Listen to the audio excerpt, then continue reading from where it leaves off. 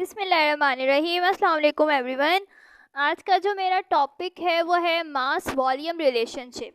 देखिए, जो हमने इससे पहले पढ़ा वो हमारे पास था मास रिलेशनशिप। वहाँ पर आपको मास दिया जाता था और मास ही आपसे क्या करा जाता था, पूछा जाता था कि फॉर एग्जांपल यहाँ पे पोटेशियम क्लोराइड है, इसका मास ये है, तो बताएं पोटेशियम क्लोराइड का क्या मास होगा। लेकिन अब यहाँ पर आपको मास दे दिया गया है और आपसे पूछा क्या जा रहा है, वॉल्यूम पूछा जा रहा है ऑक्सीजन का। ठीक है, तो बस इसे हम कहते हैं हमारा मास वॉल्यूम रिलेशनशिप। चले हम देखते हैं न्यूमेरिकल में हमें क्या क्या दिया गया है। Mass of 49 gram of potassium chloride on heating decomposes into potassium chloride and oxygen gas. ये इक्वेशन आपको दी गई है। पोटेशियम क्लोराइड है, वो डिकम्पोज हो रहा है पोटेशियम क्लोराइड और ऑक्सीजन गैस में। ठीक है, आपको पोटेशियम क्लोराइड कितना दिया गया है, उसका मास है आपके पास 49 ग्राम। ठीक है जी, और आपसे पूछा क्या जा रहा है, आपसे वॉल्यूम पूछा जा रहा है ऑक्सीजन का। तो अब ये कैसे सॉल्व करेंगे, पहले तो आपने देखना है कि आपके पास जो इक्वेशन दी गई है वो बैलेंस तो है या यही ना हो कि बैलेंस ही ना हो।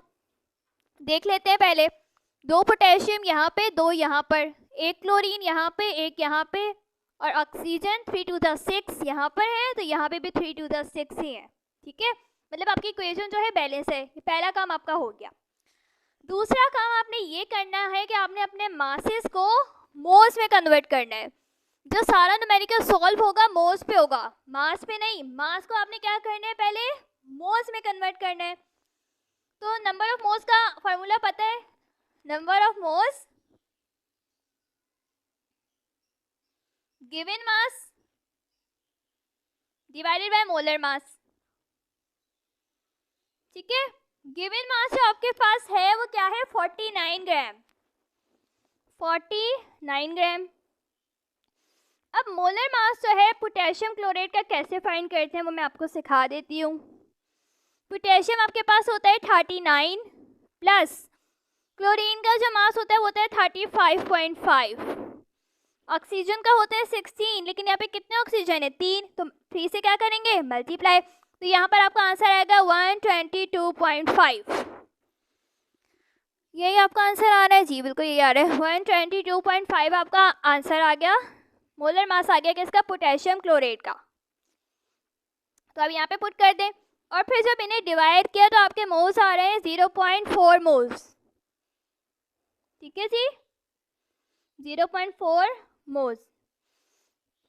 तो पहला काम जो था वो तो हमने कर लिया, हमने अपने मास को मोल्स में कन्वर्ट कर लिया। कितने मोल्स आ गए आपके पास, 0.4 मोल्स। चले, ये काम पहले हमारा हो गया।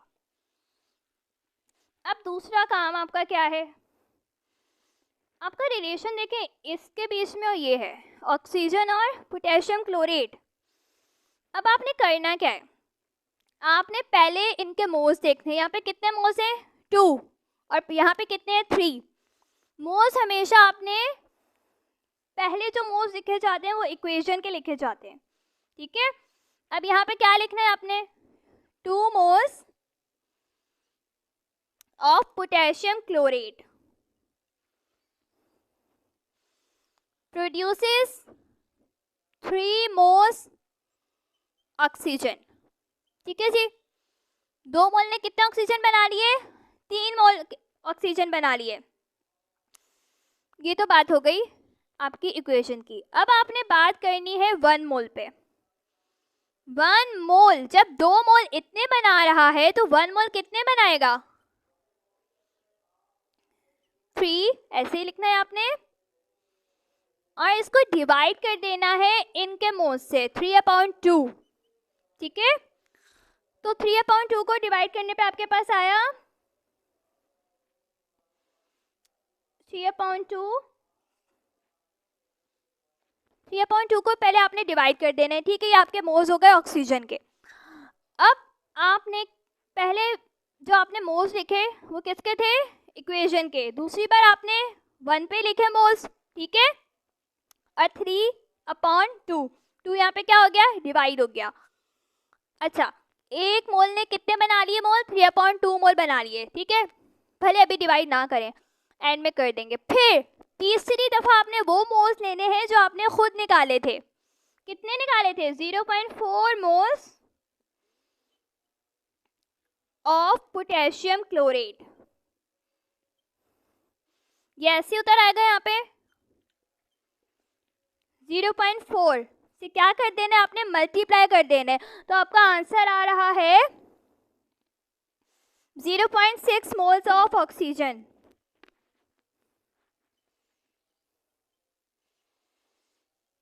बस देखिए, आपने क्या करना है, आपने स्टेप वाइज चलना है और इन चीज़ों को समझना है। पहले मैंने मोल्स निकाले, फिर मैंने पहले वो मोल्स देखे जो आपके बैलेंस इक्वेशन में है, फिर 1 पे मोल्स निकाले। 1 जब 2 मोल 3 बना रहे हैं तो 1 मोल कितने बनाएंगे? 3/2। यहाँ पे जो 3 मोल्स हैं आपने डिवाइड कर देना है किससे? 2 मोल से। फिर वो मोल्स लिखने हैं जो आपके क्वेश्चन में है 0.4 मोल्स, तो 3/2 और इस वैल्यू से आपने क्या करना है? मल्टीप्लाई करना है, ठीक है। तो आपका आंसर क्या आ गया? 0.6 मोल्स ऑफ ऑक्सीजन। लेकिन आपको मोल्स नहीं चाहिए, आपको क्या चाहिए? आपको वॉल्यूम चाहिए। तो वॉल्यूम का क्या फॉर्मूला है? Number of moles. ये सारे फॉर्मूलाज मैं अपनी पहली वीडियो में डिस्कस कर चुकी हूँ। Given volume divided by 22.4 litre DM cube, ठीक है, सॉरी 22.4 डीएम क्यूब। ये हमारे पास एसटीपी कंडीशन होती है, मतलब आपका टेम्परेचर और प्रेशर क्या होता है? स्टैंडर्ड होता है। अब आपके पास यहाँ पे नंबर ऑफ मोल्स तो आ गए और मल्टीप्लाई कर दें आप इसको 22.4 से। आपके पास वॉल्यूम नहीं पता आपको, तो वॉल्यूम आपके पास आ जाएगा 13.44 डीएम क्यूब।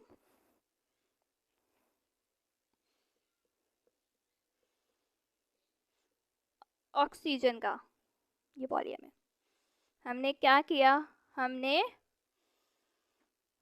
ऑक्सीजन का वॉल्यूम फाइंड कर लिया। ये हमारा दूसरा न्यूमेरिकल है, इसको देखते हैं कि हमसे क्या कहता है। Find mass of calcium oxide when 5.6 DM cube of NO2 produce at STP। अच्छा जी, यहाँ पर आपसे पूछा जा रहा है कि आपने मास फाइंड करना है किसका? कैल्शियम ऑक्साइड का, ठीक है। यहाँ पर आपने क्या करना है? मास फाइंड करना है किसका? कैल्शियम ऑक्साइड का। और आपको दिया हुआ क्या है? वॉल्यूम दिया गया है 5.6 डीएम क्यूब, ठीक है। ये आपका वॉल्यूम है जो आपको डीएम क्यूब में दिया गया है, ये आपका वॉल्यूम है, ठीक है। अच्छा जी, अब पहले वाला जो न्यूमेरिकल था ना, वहाँ पे क्या था? हमें मास दे दिया था और वॉल्यूम पूछा जा रहा था। अब हमें वॉल्यूम दे दिया गया है और मास हमने फाइंड करना है। और आपकी इक्वेशन ये है कि 2 मोल कैल्शियम नाइट्रेट के हैं जो कि 2 mole calcium oxide, 4 mole nitrogen dioxide और 1 मोल ऑक्सीजन का बना रहे हैं। लेकिन हमारा जो कंसर्न है ना, वो सिर्फ इन दोनों पर है, क्योंकि हम क्वेश्चन में हमसे इन्हीं की बात की गई है, तो हम सिर्फ इन पर फोकस करते हैं। तो यहाँ पर हमारे 2 मोल कितने बना रहे हैं? 4 मोल, 2-4 का रिलेशन है। पहले तो आपने करना क्या है? जैसे कि हमारे पास मास दिया गया होता था तो हम क्या करते थे? मास को मोल्स में कन्वर्ट करते थे। अब आपके पास वॉल्यूम दे दिया गया है तो आपने क्या करना है? अपने वॉल्यूम को मोल्स में कन्वर्ट करना है। Number of moles is equal to given volume divided by 22.4 dm cube. देखें, यहाँ पर अगर डीएम क्यूब है या फिर लीटर है तो वो एक ही बात है। यहाँ पर मैं लीटर भी लिख सकती हूँ और डीएम क्यूब भी लिख सकती हूँ, इससे कोई फर्क नहीं पड़ता, दोनों एक ही चीज़ है। जिस तरह 1 लीटर 1000 मिलीलीटर के बराबर होता है, उस तरह हमारे पास 1 dm cube is equal to 1000 cm cube, ठीक है जी। तो ये यूनिट्स आपने याद रखनी है और इनमें कंफ्यूज बिल्कुल नहीं होना है। तो यहाँ लीटर लिख लो, डीएम क्यूब लिख लो, कुछ भी। यहाँ पर डीएम क्यूब की बात हुई तो हम यहाँ पर डीएम क्यूब भी लिख लेते हैं, ठीक है। अच्छा, आपको अब वॉल्यूम दे दिया गया है यहाँ पे, और मोल्स आपने क्या करने हैं, मैंने बताया है कि क्वेश्चन को मोल्स फाइंड करने हैं आपने इस न्यूमेरिकल को सॉल्व करने के लिए। पहले भले आपके पास मास गिवन हो, वॉल्यूम हो, आपने क्या करने हैं, मोल्स निकालने हैं। अच्छा जी, इनको डिवाइड करने पे आपका आंसर आ रहा है 0.25 मोल्स। किसके हैं ये, नाइट्रोजन डाइऑक्साइड के। कितने मोल्स आ गए, 0.25। अच्छा जी, अब हमने मोल्स फाइंड कर लिए, ये वाला मसला हमारा हल हो गया। मोल्स किसके हैं ये हमारे पास, नाइट्रोजन डाइऑक्साइड के। अच्छा जी, अब हमारा कंसर्न इन दो पर है। यहाँ पर 4 मोल्स नाइट्रोजन डाइऑक्साइड है, यहाँ पर 2 मोल्स कैल्शियम ऑक्साइड है। अब आप इनको लिखेंगे कैसे वो देखें। 4 moles of nitrogen dioxide produces 2 moles calcium oxide। अब देखें यहाँ पर बच्चे गलती क्या करते हैं, पहले कैल्शियम ऑक्साइड लिख दिया फिर नाइट्रोजन डाइऑक्साइड लिखा, तो पूरा आंसर उनका गलत आता है। ऐसा बिल्कुल नहीं करना है। आपके पास जो चीज़ गिवन है ना, जो मोल्स आपके पास गिवन है, वो आपने पहले लिखने हैं। जिस तरह 0.25 मोल्स मैंने निकाले हैं तो वो पहले लिखने हैं, उसकी जिस एलिमेंट के वो है वो एलिमेंट आपने क्या लिखना है, वो अब कंपाउंड आपने एलिमेंट जो भी है वो आपने पहले लिखना है, ठीक है। अब ये नहीं हो के आप ऐसे कर दें 2 moles calcium oxide produces 4 moles of NaNO2। इसके मोल्स तो भैया हमें फाइंड करने हैं ना, मास फाइंड करना है, तो जो चीज़ फाइंड करनी है वो आपने बाद में लिखनी है, और जो आपको पता है वो आपने पहले लिखनी है। तो ये गलती कभी मत कीजिएगा। ये न्यूमेरिकल करवाने का मकसद यही है कि स्टूडेंट्स ऐसी गलती करते हैं। अच्छा जी, अब 4 मोल से आपको क्या प्रोड्यूस हो रहा है, 2 मोल कैल्शियम ऑक्साइड के, ठीक है। अब आपके पास मोल्स हैं, पहले 4 से 2 ये हो गया, फिर हमने क्या करना है, ये हमारे पास अभी हमने वो मोल्स लिखे जो हमारे पास हमारी इक्वेशन के थे। अब हमने 1 मोल से करेंगे, 4 मोल इतने प्रोड्यूस करे तो 1 कितने करेगा, 1 मोल कितने प्रोड्यूस करेगा, 2 डिवाइडेड बाय 4। मैं हर न्यूमेरिकल में बता चुकी हूँ कि ये 2 ऐसे ही यहाँ पर आ जाएगा, और जो यहाँ पर आपके मोल्स है वो क्या हो जाएंगे, सेकेंड स्टेप में आके डिवाइड हो जाएंगे। अब ये 2 स्टेप्स हो गए। अब तीसरा आपने वो मोल्स लेने हैं जो आपने फाइंड आउट किए हैं, नाइट्रोजन डाइऑक्साइड की फाइंड आउट किए हैं 0.25 मोल्स किसके, नाइट्रोजन डाइऑक्साइड के। क्या प्रोड्यूस करेंगे, इनको आपने क्या करना है, डिवाइड या मल्टीप्लाई करना है। इनको डिवाइड किया था और इन ये वाले मोल्स को आपने क्या कर देना है, मल्टीप्लाई कर देनी है। ये चीज़ें आपने याद रखनी है कि कहाँ पर डिवीजन होगा और कहाँ पर मल्टीप्लिकेशन होगी, वरना आपका पूरा न्यूमेरिकल गलत हो जाएगा। तो आपके पास आंसर आ रहा है 0.125 मोल्स। इसका आंसर है 0.125 मोल्स। किसके हैं ये, कैल्शियम ऑक्साइड के, ठीक है जी। ये मोल्स किसके हैं आपके पास, कैल्शियम ऑक्साइड के। यहाँ तक सॉल्व हो गया। अच्छा जी, लेकिन आपको मोल्स नहीं चाहिए, आपसे पूछा क्या जा रहा है, आपसे पूछा जा रहा है मास। तो इसको मास में कन्वर्ट करने के लिए आप दोबारा मोल्स का फॉर्मूला लगा सकते हैं, number of moles mass in gram divided by molar mass, ठीक है। मोल्स आपने अभी भी फाइंड किया कैल्शियम ऑक्साइड के 0.125, और कैल्शियम ऑक्साइड का मोलर मास हमारे पास है 56। तो इसका आंसर आप खुद कैलकुलेट कर लीजिएगा क्या मास आ रहा है आपके पास, ठीक है। तो जो भी मास आ रहा है वो आपका आंसर हो जाएगा। किसके मास है, ये कैल्शियम ऑक्साइड का मास हो जाएगा ग्राम में, जब आप 56 को इस वैल्यू से मल्टीप्लाई करेंगे। कैल्शियम ऑक्साइड कैसे 56 आया वो देख लेते हैं। 40 + 16 56 हो जाता है, ठीक है। होप सो आपको समझ आया होगा और इन स्टेप्स को आपने याद रखना है।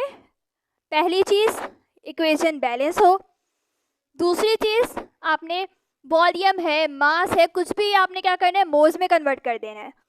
फिर आपने पहले जो मोल्स लिखने हैं वो आपके वो मोल्स होंगे जो आपको इक्वेशन में दिए गए हैं। फिर आपने 1 मोल से करना है और यहाँ पर आपने डिवीजन करना है, 2 डिवाइडेड बाय 4। ये वाला जो 4 है वो क्या हो गया, यहाँ पे डिवाइड हो गया। फिर आपने वो मोल्स लिखने हैं जो मोल आपने फाइंड किए हैं, ठीक है। तो इन स्टेप्स को आपने फोकस करना है और ये वाले मोल्स क्या हो जाएंगे, यहाँ पे आके मल्टीप्लाई हो जाएंगे। Thank you so much.